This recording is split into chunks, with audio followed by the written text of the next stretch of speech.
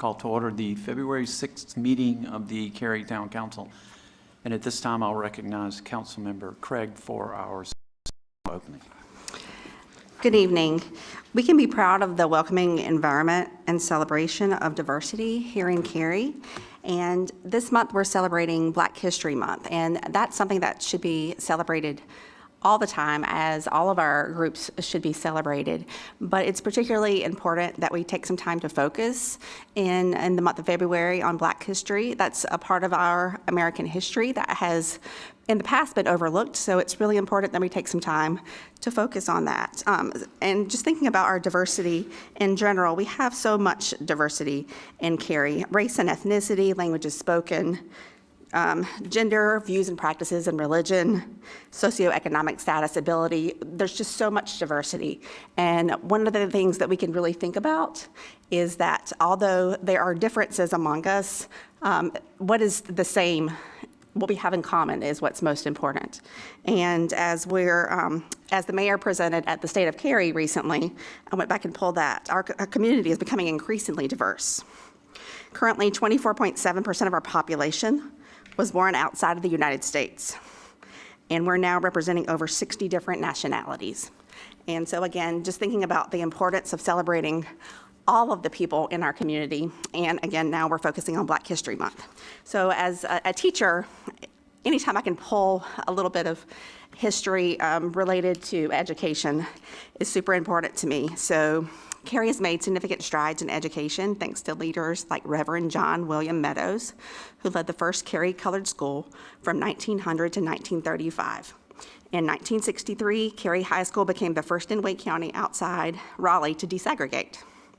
6 courageous African-American girls, Lucille Evans, Frances Louise White, Gwendolyn Matthews, Brenda Lee Hill, Esther Lee Mayo, and Phyllis Rose braved opposition to pursue education and equality, paving the way for future generations.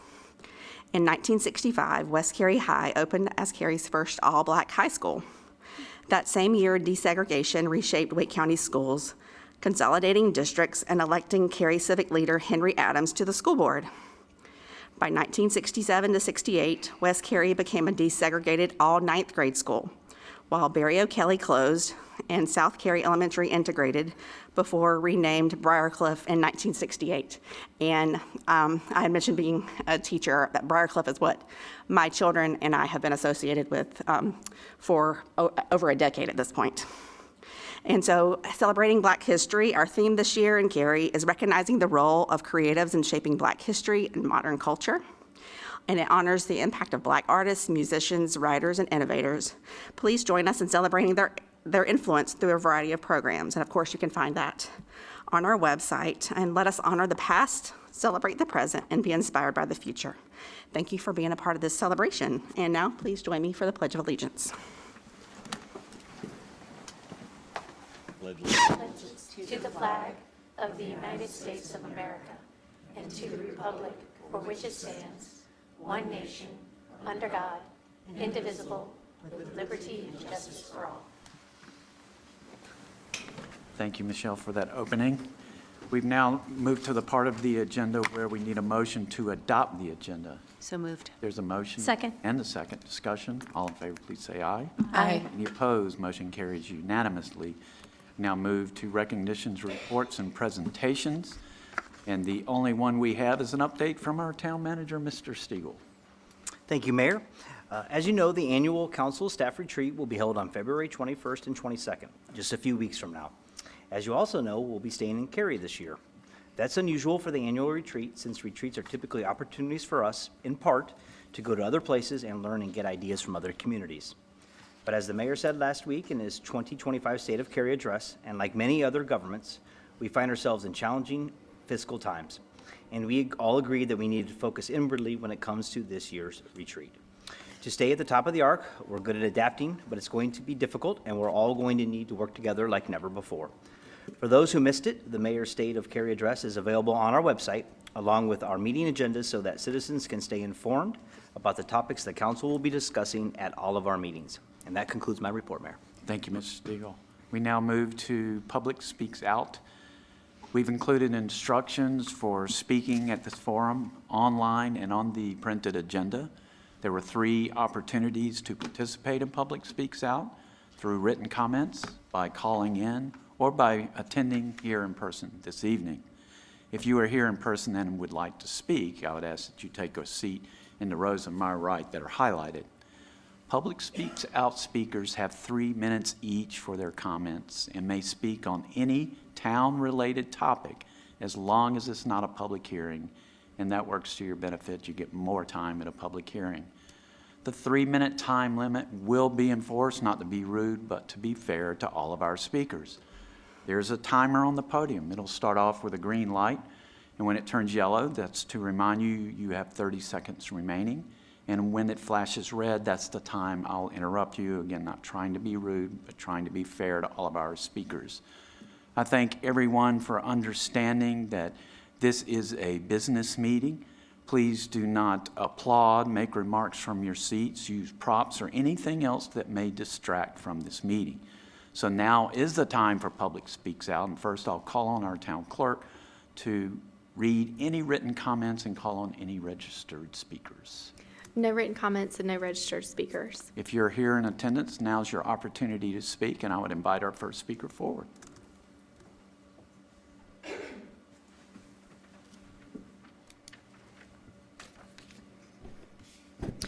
Good evening, Mayor and Council. I'm Renee Miller, and I'm a resident of Royal Ridge in Cary. Some time ago, I spoke to the council about the medians on Cary Parkway between Lake Pine Drive and Tryon Road. Years ago, lovely gardens were planted at the intersections along this route.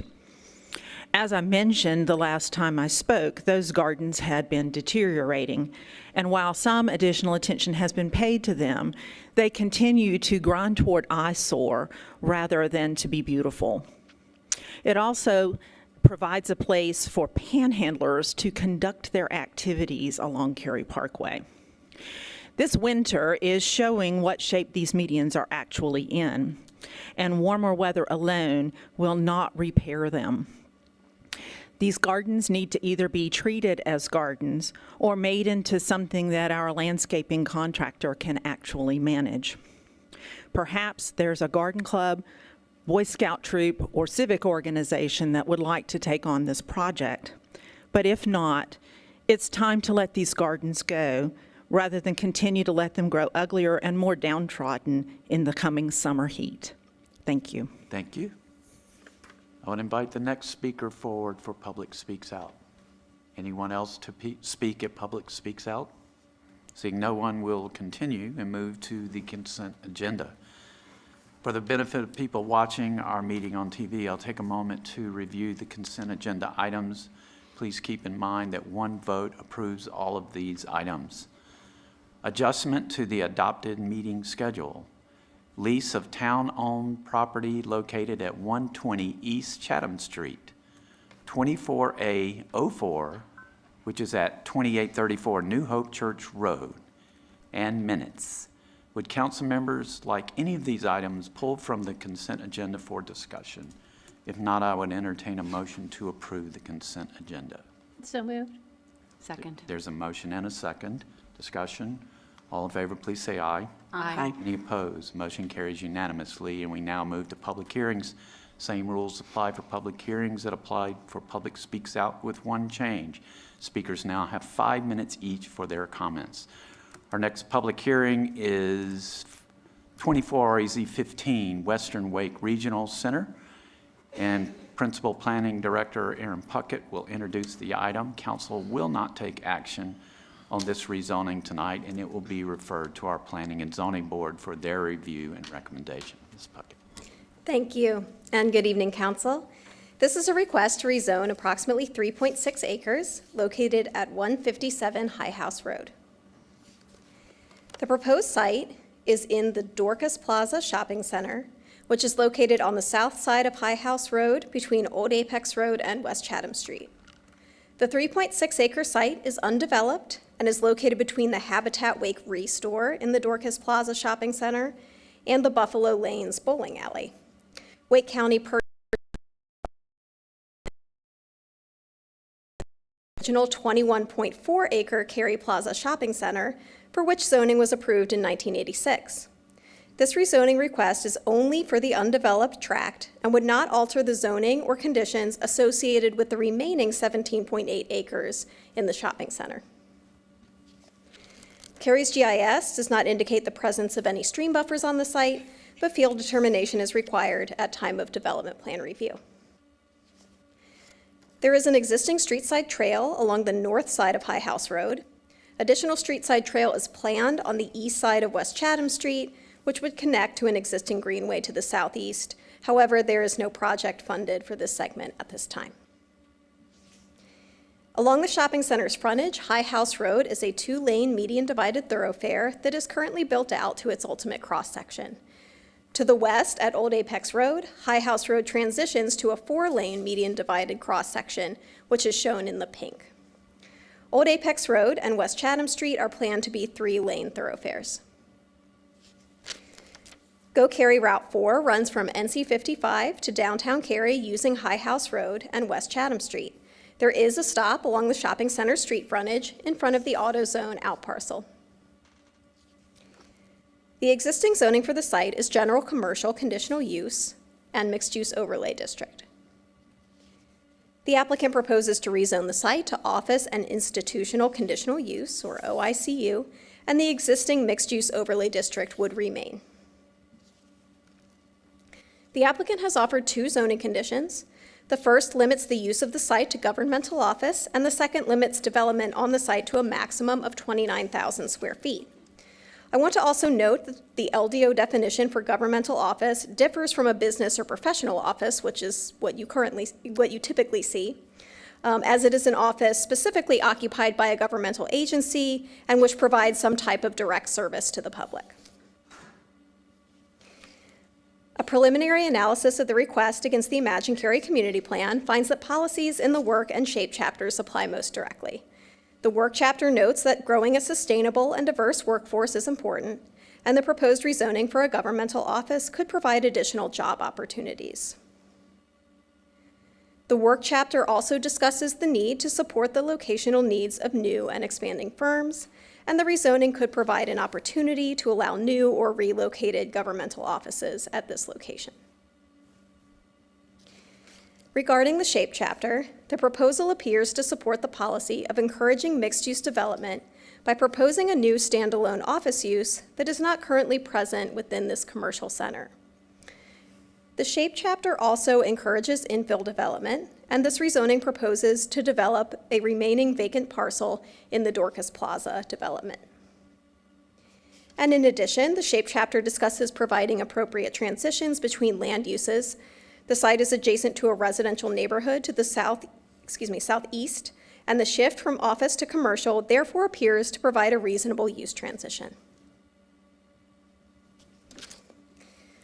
The Future Growth Framework Map designates the subject site with the commercial center development category. Commercial centers are areas defined by a shopping center of 5 to 10 acres or more, anchored by a supermarket or other large tenant. Commercial centers may also have complementary residential, office, and institutional uses.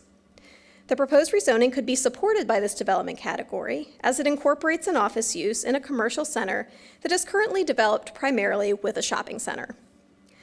The community plan also notes that development in commercial centers should enhance walkability and incorporate street trees, street furniture, and civic spaces, such as outdoor plazas or pocket parks. While the existing shopping center includes street trees along its high house frontage and additional trees internal to the site, there are no existing civic spaces or pocket parks, nor are any proposed with this rezoning. The LDO required community gathering space would apply. A neighborhood meeting was held in January, and seven citizens attended. Questions and concerns focused on whether the adjacent tenants would remain and how shared parking might work for the site. And since the neighborhood meeting, staff received 1 phone call with questions and concerns about the buffer adjacent to the residential neighborhood. Staff mailed notification of the public hearing to property owners within 800 feet of the subject site, which exceeds both the state's and Cary's LDO requirements, and public hearing signs were also posted on site.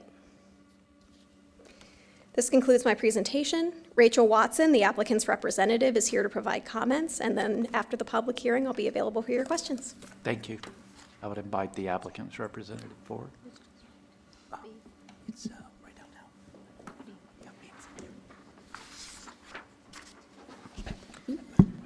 Good evening. My name is Rachel Watson with CLH Design. We're the applicant on behalf of Wake County. Staff did a really great job at presenting our proposal. We are here for questions. I do want to add a couple of things. So rezoning to OICU allows for the project site to have similar uses to adjacent developments. It responds to a growing population's needs. It provides jobs and services to the local community. It also aligns with the zoning to adjacent residential areas as well as commercial centers as well. So thank you. And I'm here for questions as well. Thank you. Thank you. Do you want me to stand here for questions? No, we're going to conduct a public hearing, and council will have a brief discussion, and if we have questions, we'll call you back. Okay, now's the time for the public hearing for 24 REZ 15. And I lost my place. But first I'll call on the town clerk for any written comments or call-in speakers or any registered speakers. No written comments nor registered speakers. Okay, so I open the public hearing for anyone in attendance that would like to speak at this public hearing. Please. I live at 840 West Chatham Street. Wait, please get to the mic, so Sure. Could you move to your left, please? This one? Thank you. Well, I live at 840 West Chatham Street, and I do have a couple of questions in reference to the stuff that's being proposed, because we're concerned about, I'm concerned, I own 4 properties on West Chatham Street, and my tenants and myself are concerned about the traffic, because we do have a lot of traffic that's going through that street. That street is not designed for mass traffic. And my concern to this proposal is that that would bring so much traffic that it's gonna take me hours to get to my house. I mean, just like a couple of days, we had, there was a problem with the street. Something was overflowing or something, and we had some gentlemen doing some work there, and it was horrendous. I mean, this stuff that they're proposing would bring so much traffic. And then my other concern would be as the caliber of people that are gonna be hanging around here, because I mean, right now, we don't have any problems with crime or anything like that, but then they're talking about like a welfare office and stuff like that, and my concern would be that who's going to be coming to our area. And that's what I wanted to come and speak about. You know, I'm concerned about that stuff, the safety of my tenants and myself, because I live there also. So those are my concerns, you know, and I would like those concerns addressed. This is your time to speak. It's not an interaction. We'll be glad to answer any questions. Your point of contact is behind you. Aaron Puckett is the person that will be able to answer all your questions. Okay? Okay? Anyone else to speak at this public hearing? Seeing no one, I'll close the public hearing and open it up to council members for questions or comments. I just have one quick question about the site. I was reading through the original zoning and the conditions and basically, you know, how the property is right now. And I think I read there's 3 cuts allowed, so there's 3 ins and outs. Those are all on High House Road, correct? I believe so, but I have a copy of the conditions here, if you give me just one moment. Well, I'm wondering if there'll be access via Old Apex Road, and if that's something that's being considered. I'm just wondering, and he makes a good point about the traffic. There's a railroad. There's Yeah, no there's street. a railroad. That'd be hard for us to get a crossing over the railroad. Yeah, so Oh, the good property, Yeah, we'd have to close down. And then Chatham, of course, would be, Yeah, something like that. and Chatham would You have to be go through the neighborhood. unmanageable as well, right? Yeah, there's the neighborhood there, okay. And I'm simply asking because, and I'll admit to having a fair amount of familiarity with this project, the folks at Western Wake, you know, Regional, they've, you know, asked me questions about this, and we're definitely really eager to see this rezoning happen so that they can build the larger facility, because they've run out of room at James Jackson at their current facility. So I just wanted to, you know, address this, as the gentleman was saying, how the in and out might work. It works, you know, I go to Dorcas a lot, big fan, big donor. And I think that would be my only concern with this rezoning here, is if with the redevelopment, well, actually it's new development, right? So this is net new traffic, and just being really mindful that folks will be able to get in and out, and that if that traffic backs up because of the, you know, it's sort of a short segment of the road where it tees there with Chatham, I can imagine that might potentially back up. So I'm wondering about what kind of work we're doing to sort of make sure that the traffic doesn't become a significant problem. Other than that, I have absolutely no concerns about the project. That was my only concern. And we can coordinate with our transportation staff and the applicant.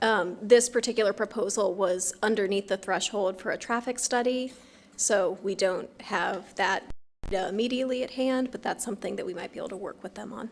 That makes a lot of sense, thank you. And the three ins and outs, currently, you can use any of the drives in and out of the plaza, whether you're at the bowling alley or the auto parts or anything like that, right? Right, there's circulation within the There shopping is full center, circulation, yes. okay. That was my other question. I appreciate that. Is there a planned parking, shared parking agreement? Because there's a lot of parking during the day for Buffalo Lanes that could be leveraged for this and vice versa. Do we know if that's going to exist? So from preliminary discussions with the applicant, we do understand at time of development plan, they will likely be pursuing shared parking agreements, whether that's with Dorcas or Buffalo Lanes or both. It's not part of the rezoning. That would be an LDO requirement or allowance that would apply at time of development plan. There are certain steps that an applicant has to go to, recording an agreement, providing some type of justification or study, showing that those uses have different peak times and can adequately share with each other, and caps on the amount that can be shared and the distance that the spaces have to be within. So all of that will be evaluated as part of the development plan. We do understand that is likely their intent would be to pursue some shared parking agreements. So I think I read in the staff report that current site can support enough parking for 29,000 square feet? I believe the existing shopping center, the Dorcas Center, is overparked per the LDO rate. Now, you know, Right. whether that's the reality of how popular Dorcas is, we're not certain. So that shopping center is overparked. This introduces a new parking rate because it can't be parked under the flat shopping center rate. It is parked separately as a governmental office. And even within that rate, there's nuance. So you park the part of the building that's employees only at a certain rate, and then the part that's accessible to the public at a different rate. So until we know those exact specifics, as part of that development plan review, we won't know exactly the number of spaces that can be shared and where they are and that they have adequate agreement. Zoning though, correct? I mean, isn't that a decision? We often make parking decisions as part of zoning, not part of development plan review.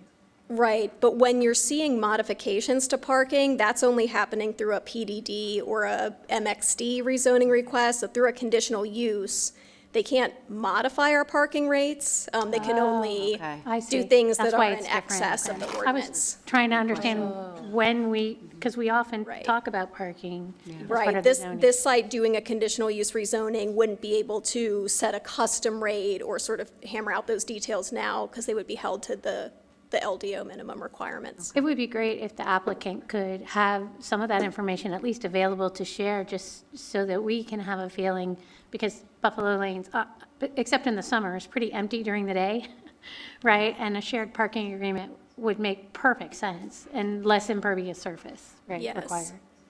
Thank you. Other questions? Other questions? So we're at the beginning of this process. So this is a process about the type of use. And so we had a neighborhood meeting in January. This is the public hearing. And now it's going to go to the Planning and Zoning Board. And that's a board that's appointed by council of citizens. And they're going to review this to see how it fits with the Cary Community Plan, which was created by Cary citizens. And they're going to make a recommendation, and it's going to come back to us for a vote. And that will probably happen in the months timeframe, probably 2 or 3 months. So you're welcome to give us feedback. You're welcome to speak at every council meeting you want to speak at. You're welcome to ask questions, anything you need to help you while we're in this process, we'll be glad to help you with. The details, we were talking about development plan. Those are details usually about how the building looks, lighting, those types of things, which is not part of the rezoning plan. That's usually that's usually just about the type of use, and some things can be added and cannot be added. So that's where we are in the process, and if you have questions about this rezoning in this process. Erin Puckett's your gal. She can answer all the questions about this project. So thank you, Ms. Puckett. Thank you.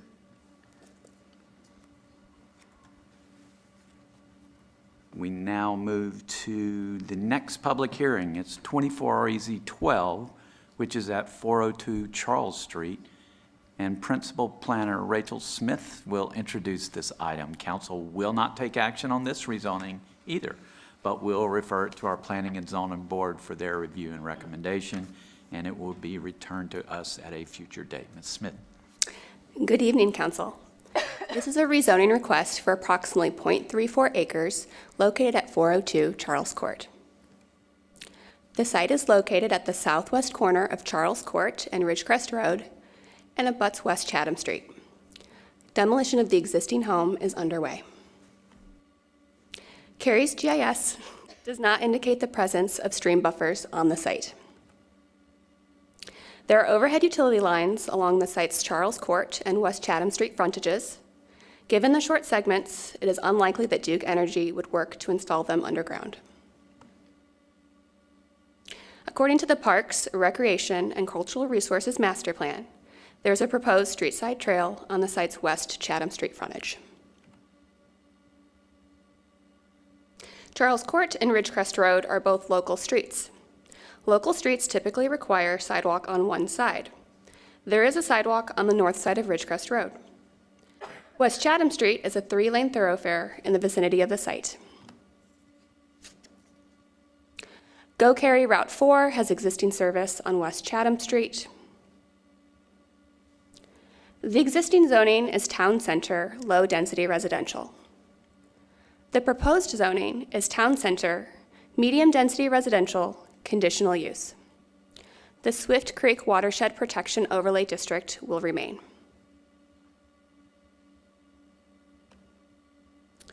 It should be noted that a subdivision exemption, per North Carolina general statutes, could apply to the site due to the size and number of lots proposed. The reason this is important is that the typical site development standards of the LDO would not be required. This includes right-of-way dedication. However, dimensional standards of the LDO, such as minimum lot size, setbacks, and height, would still apply. In this case, only those development standards offered via zoning conditions would apply if the rezoning is approved and the site develops under this exempt provision. Per the zoning conditions, the use is limited to 2 detached dwellings. The front facades will face Ridgecrest Road. The lot split will produce lots of a similar size and orientation as the lots on the south side of Ridgecrest Road. Each lot will have its own driveway, and only one driveway may be on Ridgecrest Road. The second driveway will be on Charles Court. The applicant is also offering to dedicate 4 feet of right-of-way and easement on the West Chatham Street frontage to provide the full right-of-way per the Imagine Cary community plan. In terms of our preliminary analysis, policies in the Live, Engage, Move, and Shape chapters of the Imagine Cary community plan apply.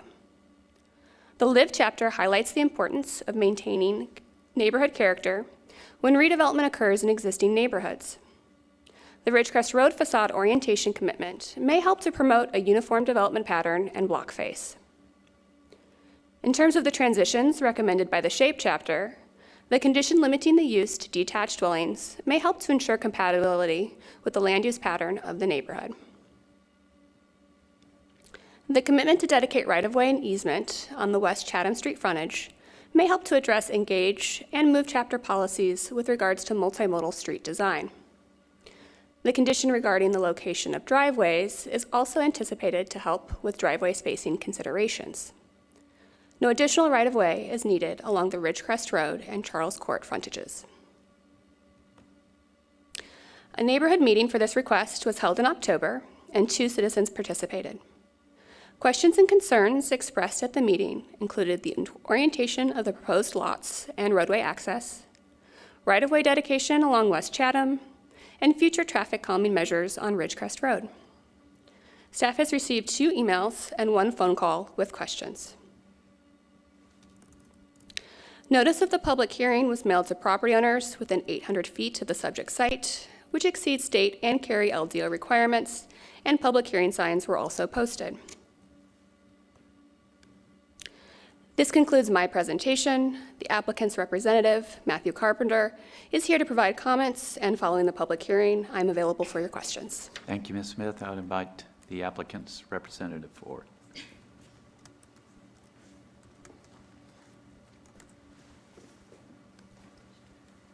Good evening, Mayor Weinberg and members of council. Matthew Carpenter with Parker Poe, 301 Fayetteville Street in Raleigh. Here this evening on behalf of the applicant and property owner, Chuck and Terry Smith. I'd like to provide a little additional context for this case because it is somewhat of an unusual situation. Chuck and his wife, Terry, are both longtime residents of Cary. Chuck's a landscape architect and has spent most of his career in Cary, served on multiple town boards, and so they're really invested in the community.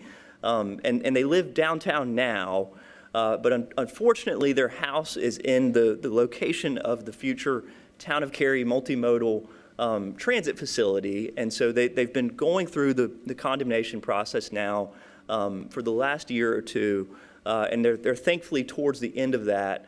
But they love downtown Cary. They love to be able to walk places, to walk to shops and restaurants, and so they want to stay here. And to do that, they purchased this lot in late 2023, which is a 0.34 acre parcel, which is a relatively large lot for downtown Cary.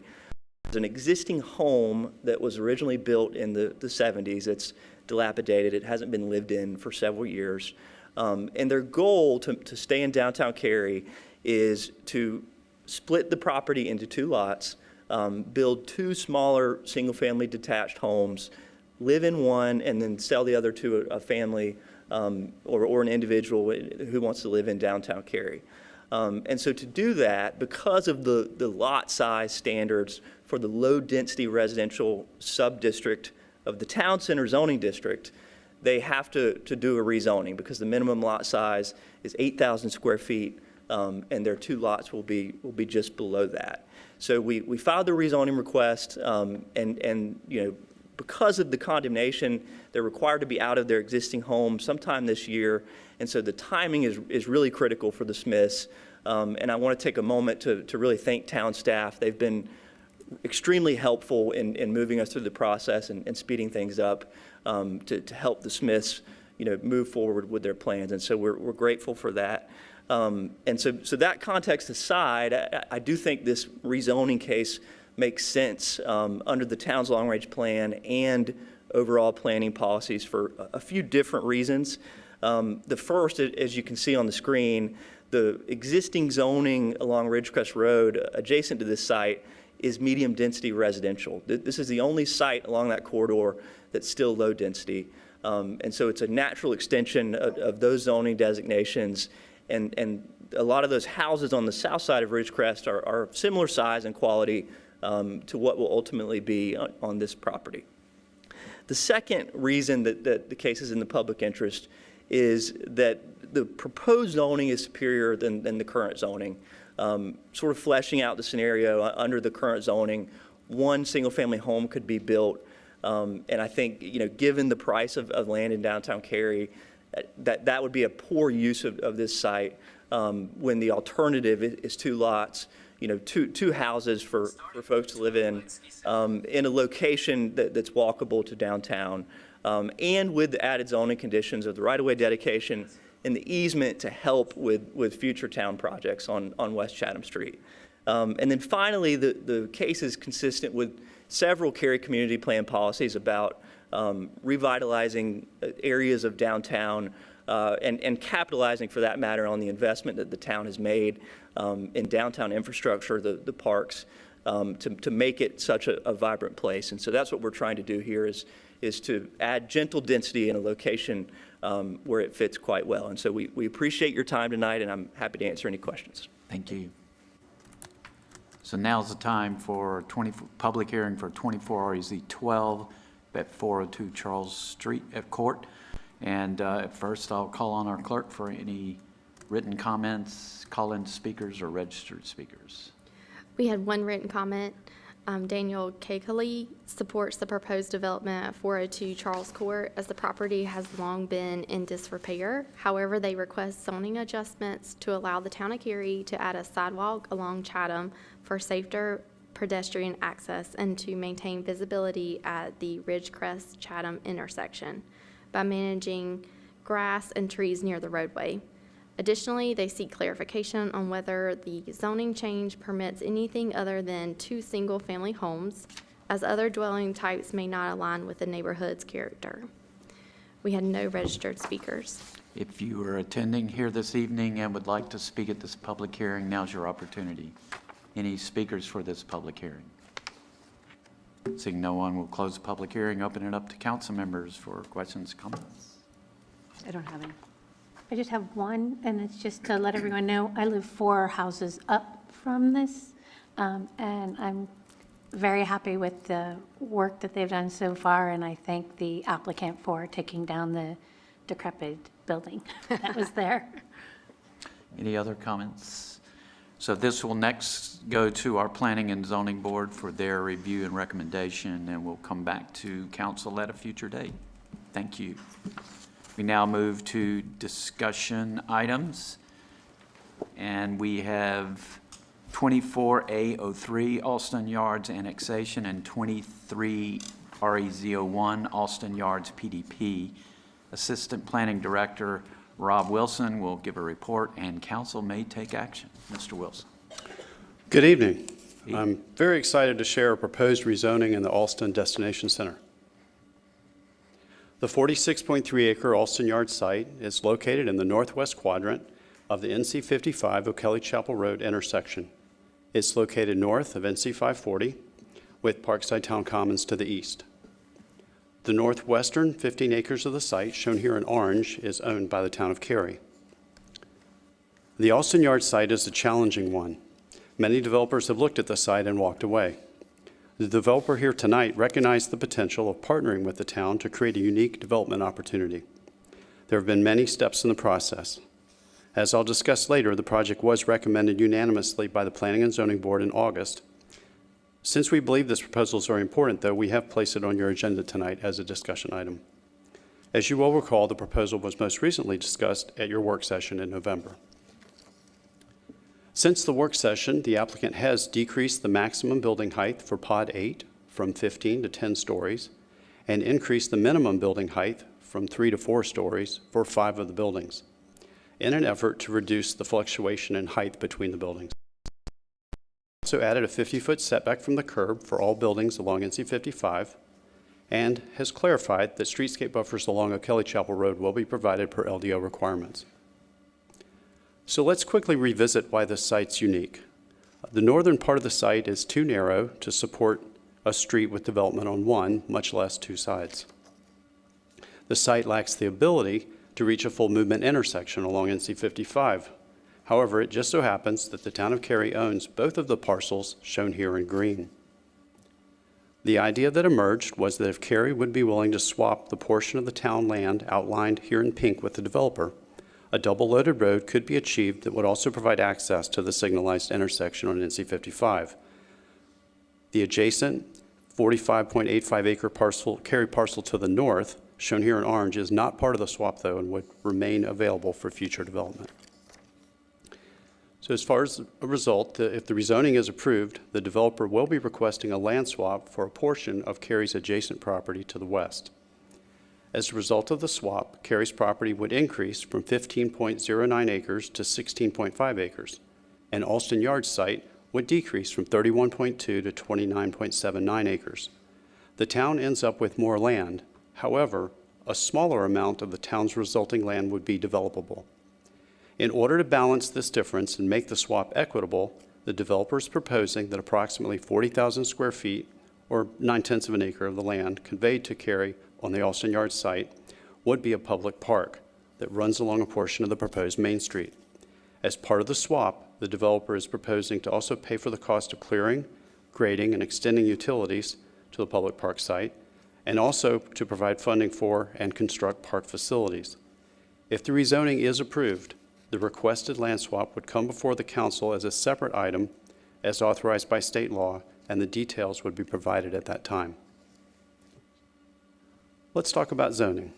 The site's existing zoning is a collage of 5 different zoning districts, 2 overlay zoning districts, and it's also part of the Alston Activity Center concept plan. In addition, the town's land, which is shown in purple, is currently part of the adjacent Stonewater PDD. The applicant's proposing that this land be released from Stonewater and included in Alston Yards. The combined result of these efforts would be rezoning the site to mixed-use district, or MXD, with a preliminary development plan, or PDP. I'm going to jump ahead and cover the future growth framework map part of our Cary community plan analysis now. As you can see here, the site, which is outlined in yellow, the portion of it that's in brown is designated to be destination center. The portion of the site, which is shown in green and owned by Cary, is designated as park open space. The applicant's proposing a community plan amendment that would change the designation of the town's portion of the site from park open space to destination center if the rezoning were to be approved by council. So, in order to be viable, Alston Yards will need council approval of 3 items: a community plan amendment to move the western 15 acres of the site from a park use to destination center, a rezoning ordinance changing the site's zoning to MXD, and also amending the Stonewater PDD to release the western 15 acres to Alston Yards, and a land swap agreement.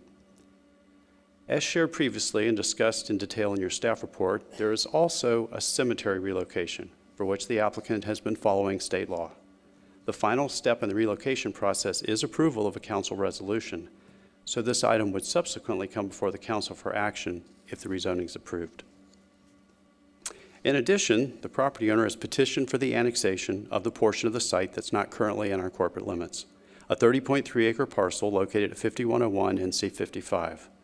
The total area to be annexed includes this parcel and 12.28 acres of intervening right-of-way along NC 55 and O'Kelly Chapel Road. So now that we've covered the unique nature of the site, the process to date, and the decisions associated with the proposal, let's do a quick overview of the proposed preliminary development plan. Perhaps most notable is that Alston Yards is proposing a design guidebook as a condition of approval. The guidebook includes greater detail regarding important design and aesthetic elements of the project, while also addressing features such as community gathering spaces and green infrastructure. The guidebook is intended to function in the same manner as the design guidebook that was adopted for Fenton and would be utilized by staff during development plan review. Just to highlight 2 key sections in the guidebook, one includes greater specificity for important architectural commitments, such as an emphasis on high-quality building corners and rooftop terraces, especially for the building closest to the corner of NC 55 and O'Kelly Chapel Road. And the other section places an emphasis on the appearance and screening of parking structures. Regarding land uses, Alston Yards is designed with 8 pods and a main street that runs through the development. The proposal includes commitments to vertical integration and structured parking. Some highlights are that Pod 3 includes a commitment to a minimum of 100 hotel rooms. Pod 6 is committed to being office or medical office. Pod 7 is multifamily residential. And Pod 8 is going to be either a hotel or multifamily residential. In order to have the ability to adjust to market demand, the applicant's requesting additional flexibility between land uses. So as you can tell in this table, the maximums have a range, and there is the potential for the overall site to have up to 400,000 square feet of office, 1,120 dwelling units, 100,000 square feet of commercial, or 380 hotel rooms.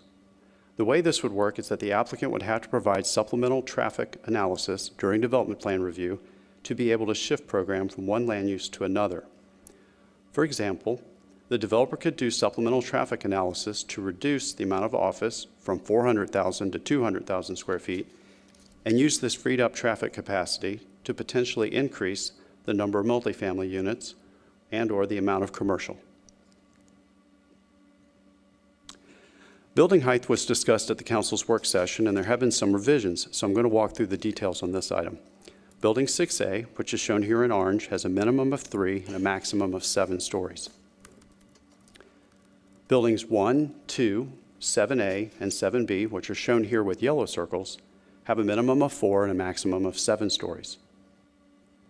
Buildings 3, 6B, and 8, shown here in pink, also have a minimum of 4 stories and could go up to a maximum of 10 stories. Finally, buildings 4 and 5, which are shown with white circles and are small-scale commercial uses, they have a minimum of 1 story and a maximum of 3. Please note that while the maximum number of dwelling units and the square footage were ranged in the previous table that could change based on supplemental traffic analysis, that's not the case here. The maximum building heights are fixed and may not be exceeded. The PDP also proposes to construct a public park that is skinny and linear in shape. The park would be approximately 40,000 square feet or 9/10 of an acre in size, would have connections to a greenway, and would be owned and maintained by Cary. The applicant's proposing structured parking for all pods. Pods 1 through 5 are proposed to be 100% structured parked, while pods 6 through 8 are proposed to be 60%. The PDP also proposes to construct the north-south greenway envisioned by the Parks and Recreation Master Plan through the site. This would be approximately 1/2 mile of new greenway. The idea of constructing a ped bike bridge across NC 55 has also been raised, although there is no design or funding for this project. Nonetheless, the applicant is proposing to provide a future landing pad and a pedestrian connection to that pad in case the bridge is built in the future. Regarding community feedback, the neighborhood meeting was attended by approximately 30 citizens. They were concerned about traffic impacts on O'Kelly Chapel Road, when the road would be widened, and if there would be a traffic signal at the intersection of Alston Avenue and O'Kelly Chapel Road. Prior to the council public hearing, we received one phone call from a citizen who wanted to better understand the land swap. At the council public hearing, there was one speaker who supported additional places to shop and providing services to nearby RTP employers, but was also concerned about traffic and poor levels of service at intersections on O'Kelly Chapel Road. The citizen requested that improvements be made to the O'Kelly Chapel Road corridor if this proposal is approved. Council's questions and comments from the public hearing are included in your staff report. We have not received any phone calls or emails since the public hearing. And so tonight, council has an opportunity to make a decision on the community plan amendment, annexation, and rezoning proposals. If the rezoning is approved, then we anticipate that a land swap agreement would come before council this spring. The developer has also requested a development agreement with the town. Staff continues to work with the applicant regarding this proposal. Finally, we would anticipate the cemetery relocation would come before the council in conjunction with the development plan. In summary, the Alston Yard site has constraints. As a result, in order for destination center type of development to occur on this corner, a community plan amendment and land swap will be needed. Therefore, the site cannot be developed in the proposed manner unless the town is a willing partner both as a regulator and as an owner. So if the proposed rezoning is approved by the council, then as previously discussed, there are a number of other important parts of this proposal that would subsequently need to be brought forward for council's consideration. The Planning and Zoning Board heard the case in August of 2024. After discussion, the board unanimously recommended amending the Cary Community Plan and unanimously found the request to be consistent with the Imagine Cary Community Plan. Staff believes the proposed community plan amendment is warranted based on the identification of new opportunities that are not adequately addressed in the current plan's future growth framework map. Staff also finds the rezoning to be consistent with the community plan as it supports multiple policies in 7 different chapters of the plan and supports development of an infill site and a destination center. This concludes staff's presentation. We're available for any questions as part of the council's discussion. Thank you, Mr. Wilson. Open it up to council members for questions or comments. I have a question. So thank you so much for touching upon some of the things that I was really concerned about, and I had questions earlier in the day. Thank you for clarifying the questions as well.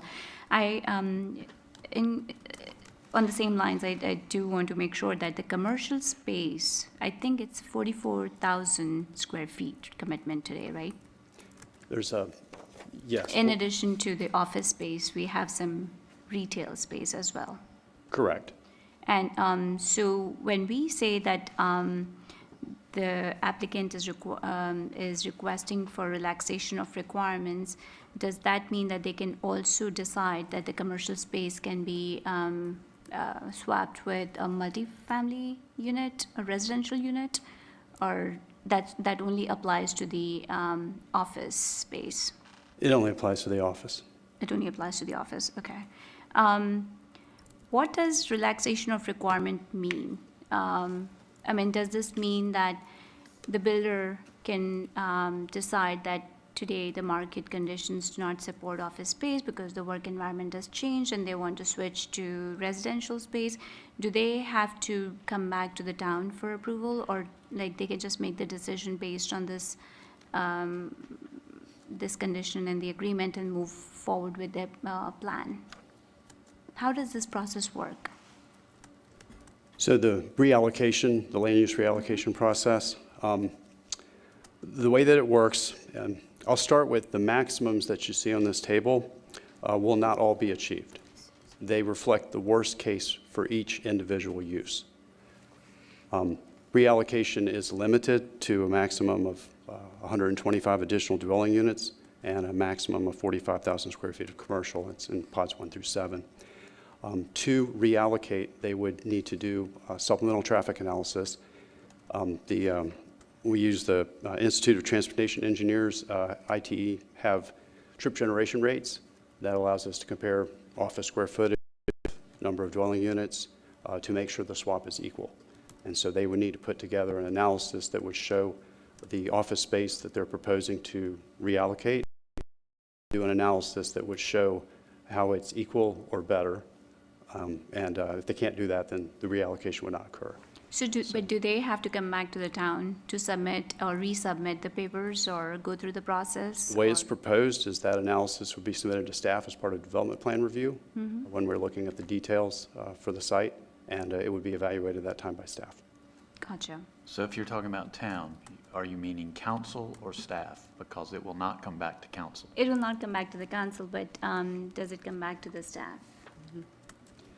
Okay. Yes. I'm new to the process. Please bear with This me. is a little complex, too. So I know that we have not touched upon the road, O'Kelly Chapel Road. That's high traffic road, and it's part of 2019 bond, and we've put the project on hold. So I just want to make a note here that, you know, the traffic is going to increase, and this is an improvement that would become imperative if we add so many units, because right now, it's the traffic is a lot. It takes a while to make a left turn on that road. I live there, so I know this. And I hope we can keep that on record somewhere. Thanks. Other questions or comments? I only have a comment, but I'll make it as part of a motion, if that Okay, works. and we have the After I'm we have pulling it motion out. at your seat. So I'll make a motion that we adopt the following documents attached to the online agenda: resolution for Act 33, amendment to the community plan, annexation ordinance for 23A03, the statement of consistency for 23 REZ01, and the rezoning ordinance 23 REZ01. I'll second it. There's a motion and a second. Discussion. And the only thing I'd like to say is, first, I'd like to thank the applicant for expanding the affordable housing from the 20-year that was originally proposed, I think 10 or 20, to 30-year. I was glad to see that. Also upgrading based on Councilmember Cone-Johnson's comments about EV charging ports and reducing the minimal streetscape. There is one activated roof, which was already there before it went to planning and zoning, and certainly before it came to us. We expressed our collective interest of there being more activated rooftops. I realize that's something that could be done later, but I think about the people that live on or see the 10th floor looking down on the 3rd and 4th floor, so I think it's something that would be great. It's not going to change my vote, but it was something that you heard collectively from council, so I would hope that you take a look at that. But I think this is a great opportunity for Cary. Great point. Other comments? Agree. I just want to agree with what Lori said. I agree too. Perfect summary. Yeah. Same. Wow. Yeah, We all agree with Same. So we have a motion on the table. If there's no other, I just quickly wanted to say, I appreciate the creative solutions for coming up with ways for making this infill development happen.